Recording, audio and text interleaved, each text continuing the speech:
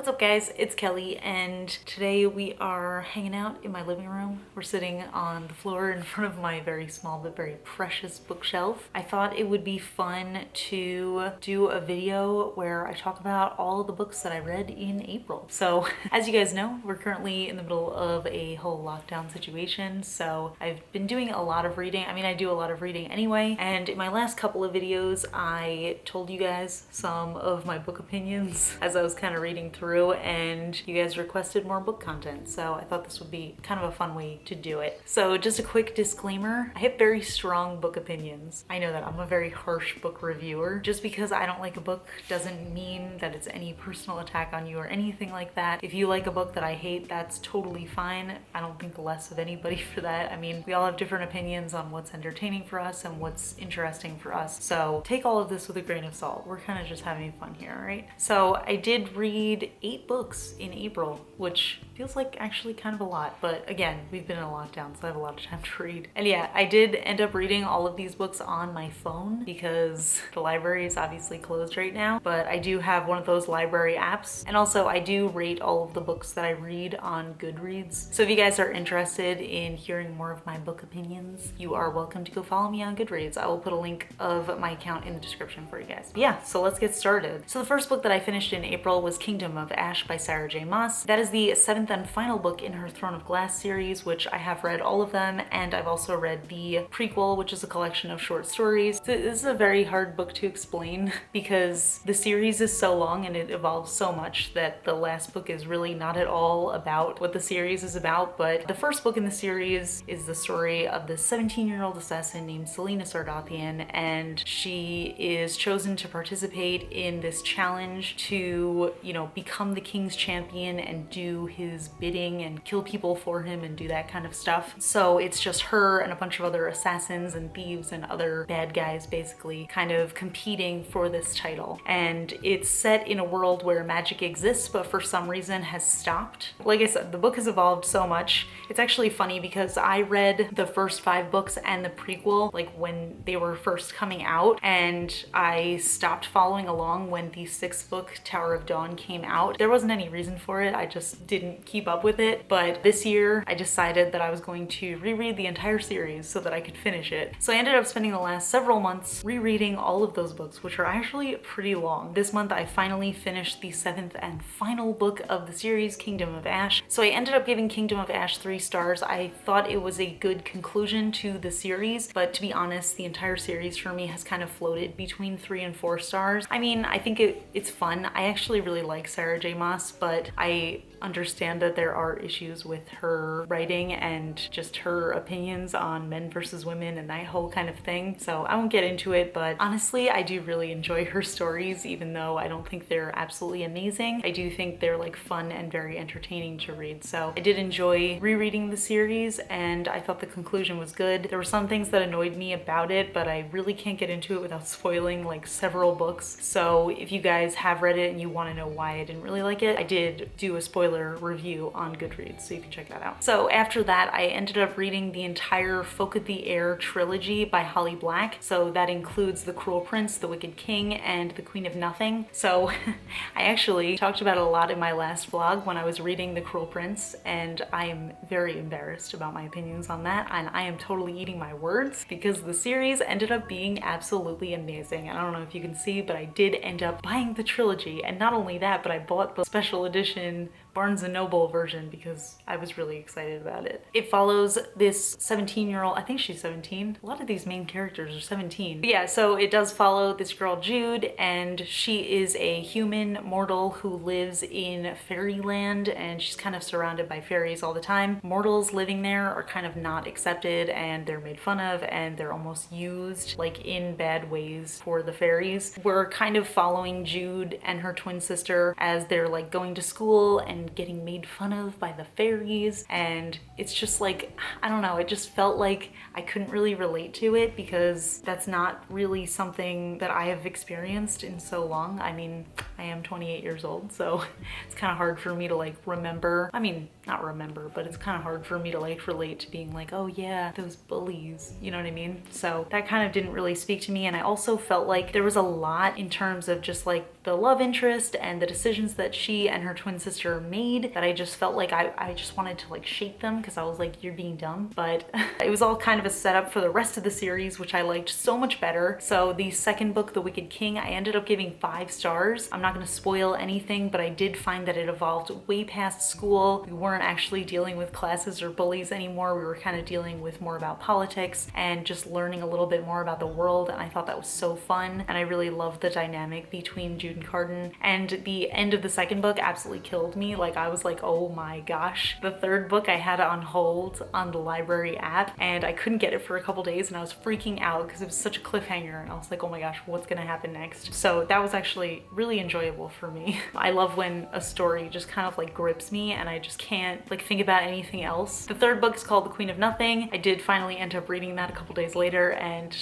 it was fantastic. I ended up giving it 4.5 stars. I thought the beginning was a 5-star read, and I loved the pacing of it was fantastic. I loved following along and experiencing all this stuff with Jude, and I just thought it was a really thrilling ride. The end I felt was kind of rushed. It would have been a 5-star book, except for I just feel like the ending it just kind of all happened abruptly, and then it just kind of stopped. I don't know, maybe it's just because I really just wanted to live in this world for a little bit longer. I wanted the book to be longer. But yeah, so I ended up actually, I only buy books that I want to reread. So my books here, like I said, they're very precious because it's only books that I want to keep and reread over and over again. So I did end up ordering the series because it was on sale on Amazon, and then I found out that the Barnes & Noble edition had extra bonus material at the end, and I was kind of like freaking out about it, so I canceled my order on Amazon and I ordered the Barnes & Noble version. They have these black covers too, which I think is gorgeous. Totally worth it for the Barnes & Noble edition. But yes, I am eating my words. So for those of you guys who were like,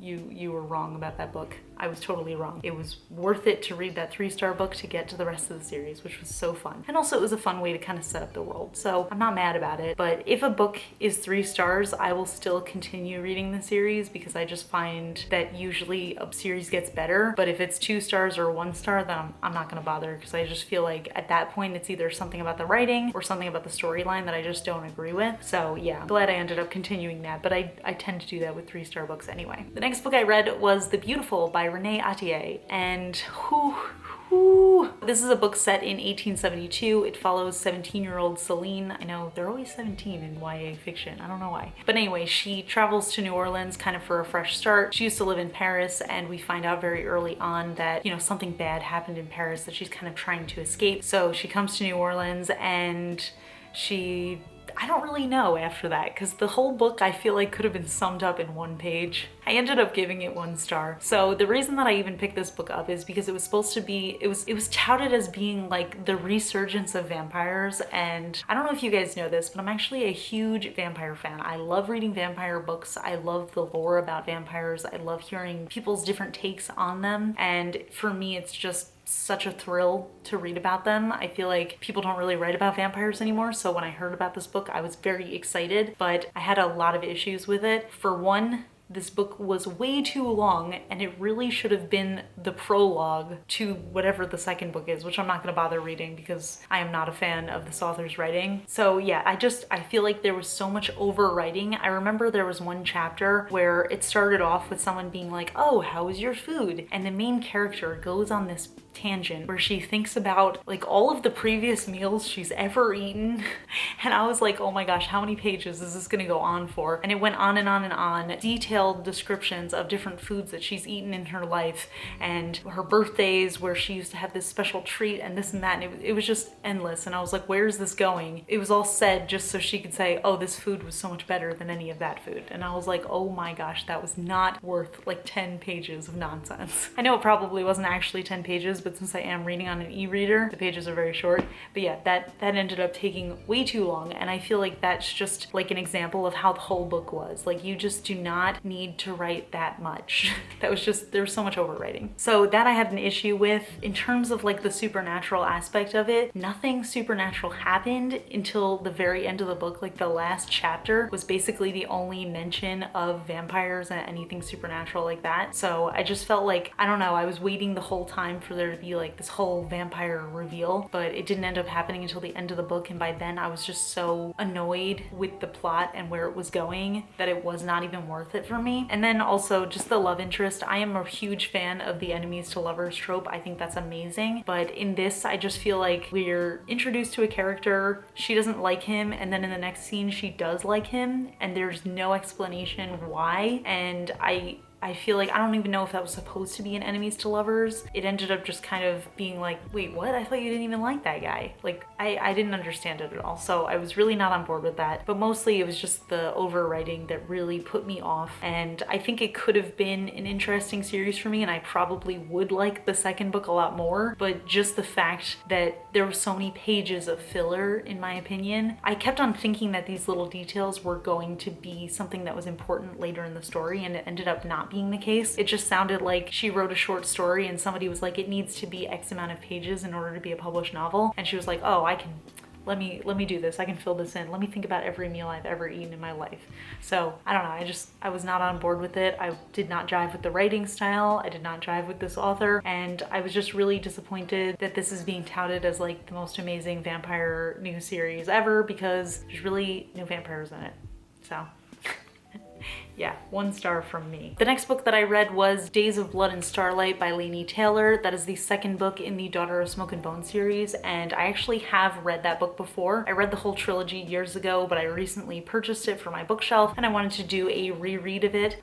Amazing. I think I ended up giving it 5 stars. I gave the whole series 5 stars. That is one of my favorite series of all time, and I could reread it over and over again. This is another one of those books where it's just like completely evolves from the storyline of the first book. But basically we follow this, again, 17-year-old girl named Karu who is very mysterious. She has bright blue hair that grows blue out of her head. She's always doing these mysterious errands where she's like collecting teeth, and she works for a team of chimera, which are basically these like animals that are made from different animal parts to create like one animal. Kind of hard to explain, but it's basically just like a very supernatural romance, and I think it's absolutely fantastic. I think it's some of the best writing that I have ever read in my lifetime, and I find it to be such an inspiring series. I found myself thinking, I hadn't read it since I want to say 2015, and I found myself thinking about it so frequently in the last 5 years that I was like, I have to reread this. It's that good. So yeah, I ended up just finishing the second book in the series. I'm currently on the third, but I already know what happens and I already know it's 5 stars. It's funny, when I first read the book, I gave the first one 3 stars, I gave the second one 4 stars, and I gave the third one 5 stars. But upon my second read, I'm realizing that it's just so much better than that. And I know a part of it is because I already know what happens and I already know where it's going, but it's just one of those things where every little detail ends up being for a reason. And I absolutely love that kind of writing. Like I said, the problem that I had with The Beautiful was that it just felt like there was no reason for half of the stuff she said. But I feel like with this story, it's just everything always comes together so perfectly. So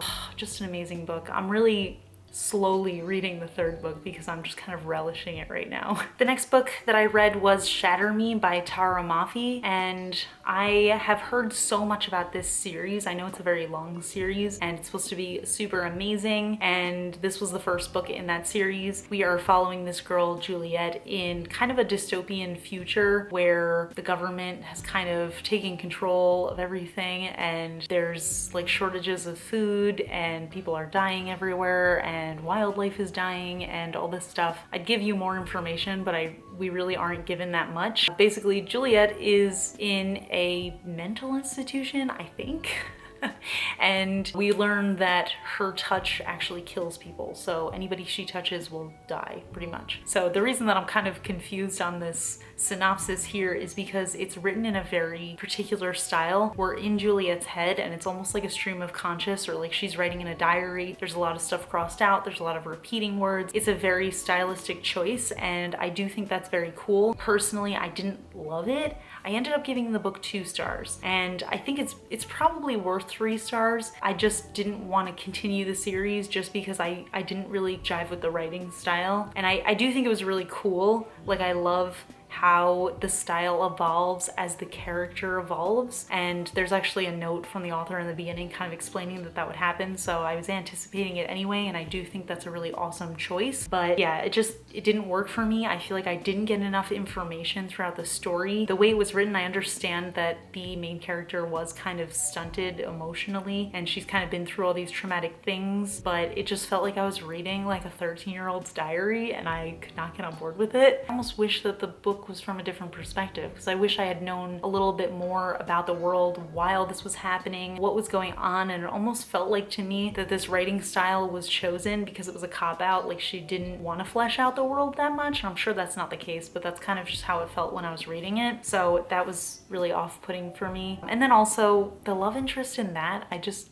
did not understand. I don't know, I just couldn't get on board with it. I feel like I'm very particular about my book romances, and this one just did not do it for me. So yeah, I just personally didn't vibe with the writing style. I felt like it wasn't great for me, and I just didn't appreciate the lack of world building. I'm sure it happens in later books, but I don't want to have to go through all of these books kind of just to be given information that I feel I should get in the first book. So yeah, and then the last thing I didn't love about Shatter Me was the ending. I feel like it set it up very well for the next book, but it basically tells you where the next book is gonna go, and I just don't have an interest in that type of story, so it just didn't work for me. I give it 2 stars and I don't plan on continuing the series. And then the last book that I read in April was 3 Dark Crowns by Kendar Blake, and this one I actually really enjoyed the storyline of. When I first heard about it, I thought it sounded interesting, but a lot of the reviews, especially on Goodreads, were kind of talking about how slow it was and how it's very boring for the first half, and I ended up not feeling that way. So basically the story is set on the island of Fenburn, where every generation the queen gives birth to triplets, and each of the triplets has their own special magical power. One of them is able to control like the elements like fire and water. One of them is able to control nature like plants and animals, and one of them has the ability to ingest poisons. They each have their own ability. When they turn 16, they basically have to fight to the death, and then whoever wins becomes the next queen until she has triplets, and so on and so on. I thought it was actually a really interesting concept. I kind of worried that it would be very political and kind of boring, but I found the magic aspect of it to be so interesting and fun. And I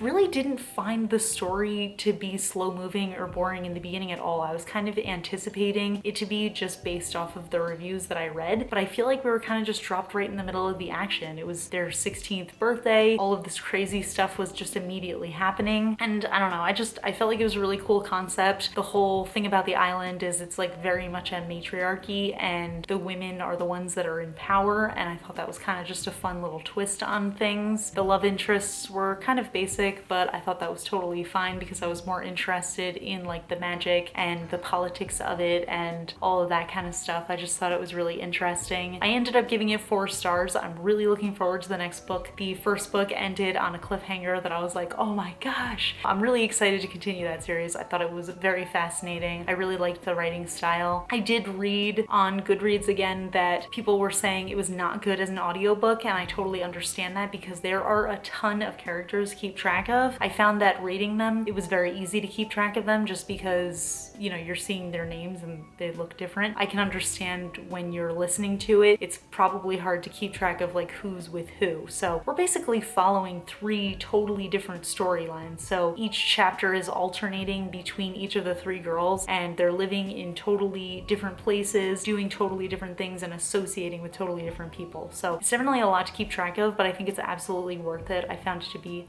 very exciting. So I don't know, the ending I thought was just so thrilling. It left us on a cliffhanger. I thought it was very exciting, and I really have no idea where the story is going next, so I'm very excited to continue this series, and I'm kind of looking forward to seeing how everything gets fleshed out. So pretty excited about that. But yeah, so those are all of the books that I read in April. I hope you guys found this to be at least somewhat interesting, hearing my book opinions. If you want me to make this a monthly thing, I'm totally on board with that. I really love sharing reading content with you guys. It is one of my passions, something that I absolutely love to do. So if you guys want to see that, just let me know in the comments. But yeah, other than that, I'm still kind of being home, still on lockdown, so there's not too much vlog-wise going on, but as you can see, my hair is extremely faded. So I'm going to be dyeing that very soon, my next color. So stay tuned for that vlog. That's gonna be maybe this week I'm going to do it, and then yeah, we'll see.